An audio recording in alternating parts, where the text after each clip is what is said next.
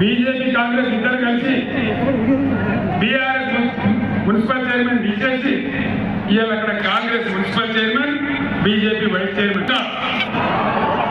కేసీఆర్ నీ పేగులు మీకు నేను మెడలేసుకుంటా, నీ ముడి మీద ఉన్న షెడ్డి ఉంచుకుంటా, నేను కొంతపోయి చెర్లపల్లి జైల్లో వేస్తా. ఇది మర్యాదనా?